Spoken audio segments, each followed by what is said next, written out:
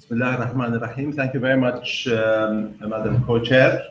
And I'm delighted to be here in Cairo. This is, I think, my 5th visit. And we'll get and I'm really delighted to be in a conference which has for tomorrow better women's health, because I think though my talk is on contraception in a meeting which is themed on fertility, I think giving women the choice to decide when to start their families and how to control their families is a very important thing. And the fact that it is also done in collaboration with the Evidence-Based Women's Health Society is very important, because the evidence is what we go on. This is my opening slide. I work at Guy's and St Thomas's Hospital, which is part of King's College, London. And you can see the two images. St Thomas's Hospital is just opposite Big Ben, and Guy's Hospital is just under the Shard, which is now the tallest building in Europe. It's built with Arab money, so we can at least be comfortable with that. This is my disclosure, which is that I do advisory work for pharmaceutical companies. So I'm going to start by talking about contraception, oral contraception, and introduce this concept of the 24/4 regimen. It's a concept which I think is new for Egypt, but the 24/4 regimen is now available technically in most of the rest of the Arab world, and globally it is making inroads into the practice of contraception. So we look at some of the evidence, we look at the benefits of the 24/4 regimen, the effectiveness, for instance, bleeding profile, the fact that it may have additional gynecological benefits, and the fact that it is safe because it's a low-dose regimen. But I start with a bit of history. A lot of people feel that, as you know, we, the Arabs, claim that we were first in civilization in all kinds of ways. And in London, where I work with my Egyptian colleagues, I tend to say I come from Iraq. I tend to say civilization started in Iraq. They say this is rubbish. Civilization started in Egypt. And this slide, number one, is it shows you the acacia plants. And there is a view that the concept of contraception started, as a matter of fact, in ancient Egypt, with the pessaries made of acacia, cotton, dates, and honey. Acacia is spermicidal. So if you can make a pessary of these compounds and put it in the vagina, it will act as a contraceptive, like a barrier, and as a spermicide. But the modern contraception, the modern pill, started really with two ladies. So you can see the woman at the sort of near number 4 is Margaret Sanger, and she was a women's rights campaigner. And the woman on the extreme side is Catherine McCormick. Catherine McCormick was a very rich businesswoman. Her mother died when she was having her 11th child. So she was determined that people should be able to control their fertility. And what she did is she gave a lot of money to the research. And then Margaret Sanger started the Planned Parenthood movement and the Planned Parenthood clinics in the US. And if you look at the history of the pill, the two gentlemen on this slide are essentially the godfathers of the pill. So John Rock was a gynecologist, but he was doing research in the 50s on the use of progestogens as contraceptives. And George Pincus is supposed to be the godfather of the pill. He was the researcher who was working on developing a hormonal contraceptive.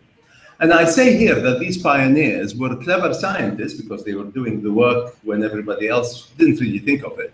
But they were also clever politicians, because George Pincus was a Catholic. And he thought, if I could get a pill which people use all the time, and therefore they probably will not have periods, everybody will say this is abnormal. This is not natural. He was hopeful that at that time, the Catholic Church will actually endorse the pill. So he thought, what I do is I will give women a 7-day break so they can have their period. So the Pope in Rome will say, well, this is okay. This fits in with the natural cycle. So the 21/7 concept actually started more as a political trick. It was merely to allow the pill to go on the market without the politicians having worries about it. And you can see that this is Time magazine in the 60s. There started to be some anxieties about the pill, and especially about how you take it. And the picture on the right of this slide shows you the first everyday pill. And if you look at oral contraception in the world, you'll see that in the US and Canada and South Africa and Australia, the normal way people take the pill is they take it all the time. And this was the first product in the mid-60s, which allowed people to take the pill on a daily basis, with having in the hormone-free time some hormone-free days. And of course, the thing that has happened since the 1960s, when the pill was introduced, is the hormone level in modern pills has come down. And now most of the pills which will come to the market will have 20 micrograms rather than 30 micrograms. The view is that the 20 microgram preparation is as effective as the 30 microgram preparation. And for the woman, if you can use this much of hormone rather than this much of hormone and give her the same protection, then you are doing well. So for the 24/4 regimen, the YAS, these are the features. It's a 20 microgram pill. It has drospirenone, the same progestogen that is in Yasmin, at the same dose. It has 24 active pills and 4 inactive pills, but it's an everyday version. And the view is that the woman then, as she follows the colors of the pills and follows the arrows, cannot go wrong.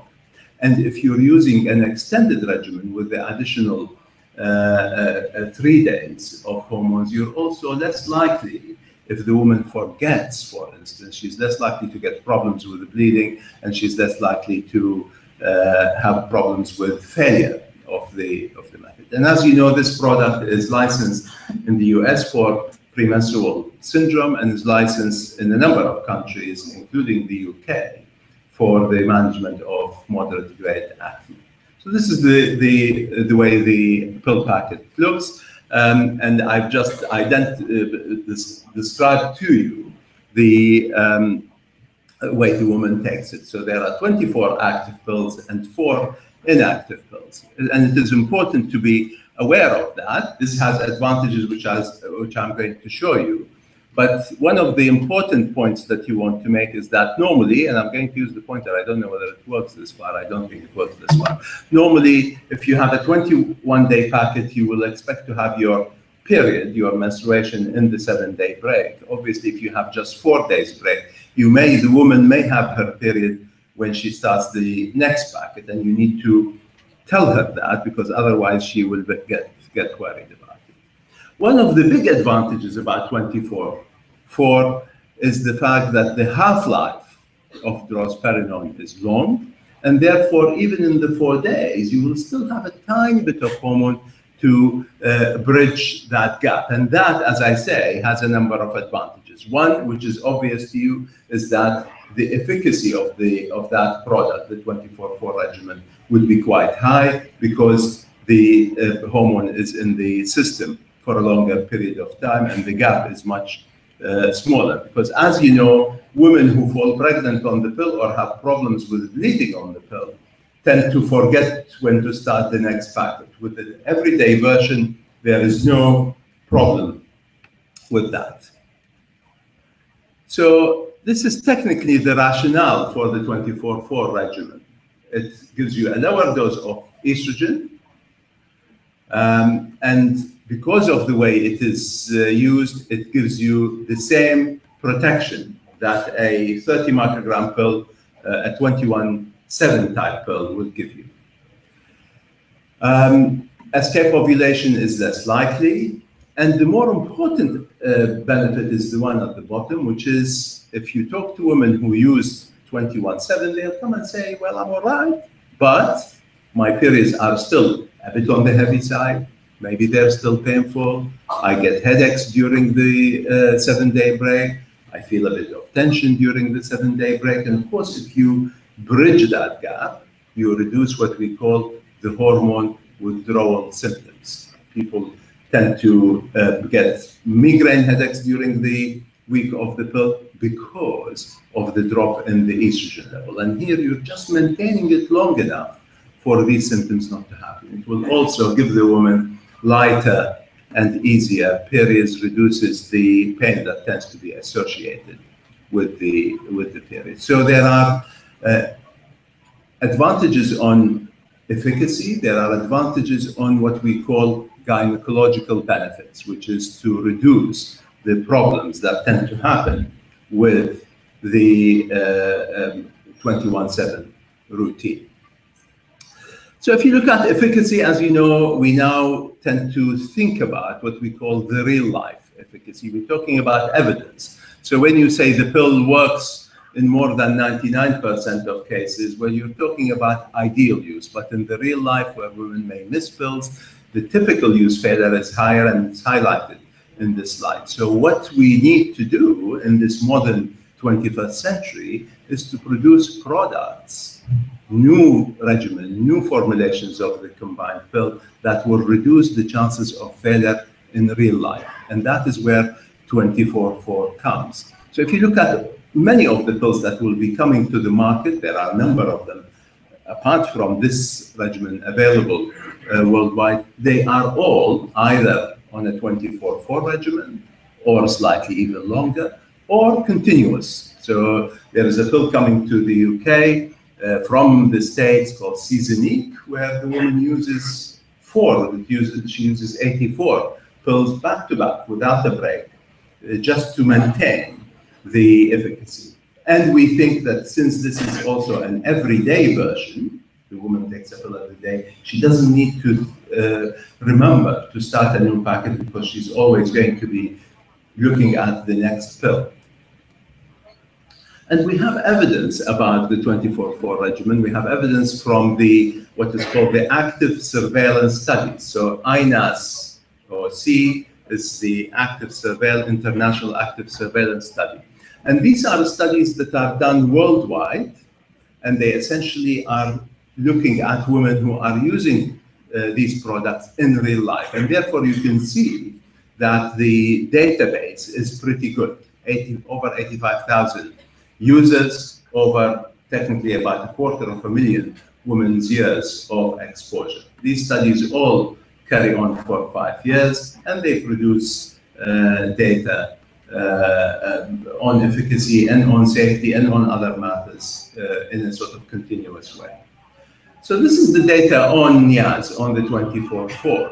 And what I wanted to highlight to you is that if you compare it to the 21/7 regimen, all other pills, if you compare it to Yasmin, I'm going to see if I can use the arrow here. Yeah, so you've got Yasmin, you've got the normal 21/7, and as you know, in the States, for instance, there is also the 20 microgram low estrogen, which is 24/4, and that's been going on for a long time. And you can see this is the failure in the 21/7, this is the failure of Yasmin, which is 21/7, and the 24/4 seems to have lower failure, seems to do better than these other products. And we think this is because of the fact that drospirenone is a potent progestogen. You have a 24/4 regimen, you have an everyday packaging of the pill, and you have the gynecological benefits. Women like it because they're less likely to feel not very well during their menstruation, and therefore they tend to stick to it and carry on using it. But the other interesting aspect of it is, in this big data set, obviously you can look at ages. So there was a study of teenagers, women under the age of 18 using these pills. And of course, the problem definitely in Europe and the US is that if you give the pill to an 18-year-old and compare it to the pill in a 30-year-old, the 18-year-old does much less well because they tend to have busy lives, they forget pills, and therefore we would expect the pill in a teenager to do worse. But actually with Yaz, it does better. The failure rate is much lower than if you compare it to the 21-7 regimen. So we think that for women who are at risk of missing pills, women who are at risk of not using the pill properly, this combination tends to do better. It is for the woman who probably needs something that she does every day. The other aspect is, as I said, the menstruation-related symptoms, because these affect the quality of life of women. And this is my slide on premenstrual tension. And you can see in this slide that if you compare the way women feel during their pill-taking days, compare it to the time when they have the 7-day break. So the brown columns are during the 21 days. The yellow columns are in the 7-day break. They get many more symptoms during the 7-day break: pelvic pain, breast pain, headaches, and the use of pain medication. So we know that, as a matter of fact, if you can bridge that hormone-free interval in a small way, just to keep the hormones going, you may do better in helping women with these hormone withdrawal symptoms. The next point is the bleeding profile with these pills. So we have a number of studies that look at the bleeding profile, including the active surveillance studies. And the point about it is that the majority of women will get either normal or light bleeding, tend to have shorter bleeding episodes, which is quite good because then they are less likely to have interference with their lives. And if you look at the WHO 90 reference period, then they usually get the average episodes that you'd expect in a 90-day period. And it is very well accepted. The last point is an important point, because if you look at the discontinuation of the sort of standard pills in women, a lot of discontinuation happens because of irregular bleeding. With Yaz, with the 24/4, the discontinuation rate due to the pill is actually much smaller. It's under 1%. This is a slide comparing Yaz to Mercilon, which is a 20 microgram desogestrel pill. And you can see, I don't want to spend too long on the slide, you can see on the Yaz side that the heavy bleeding is much less likely to happen, that you are more likely to get either normal or light bleeding. And you need to just inform the woman about this, because some women may think, my period is changing, it's not as heavy or as long as it used to be. That's a good thing, as a matter of fact, the fact that it is light and the fact that it is shorter. So if you think, well, this is a new pill being introduced in Egypt, as a matter of fact, it's been around for a long time. It's a very popular pill. The world literature now is probably over 10 million. So this was 2011 when we had nearly 8 million women years of use, and the satisfaction is high in most of the studies. So if you look at studies in South America and Eastern Europe, Western Europe, in the US, the acceptability, tolerability, and continuation seems to be higher. So we have a product which we think is a product for the 21st century, a product that we need to think about when we are counseling women about taking the pill, because it gives them a number of additional advantages. And of course, as you know, this is again comparing desogestrel to drospirenone, though this is a study on Yasmin. You can see that the weight gain is less likely. And the important thing is this weight gain in the early cycles. You know, women will go on the pill, will come back to you as their gynecologist and say, don't like it, I've put on weight. The point about it is with the drospirenone pills, the weight gain is minimal in the early months. So it gives women the confidence in using that pill.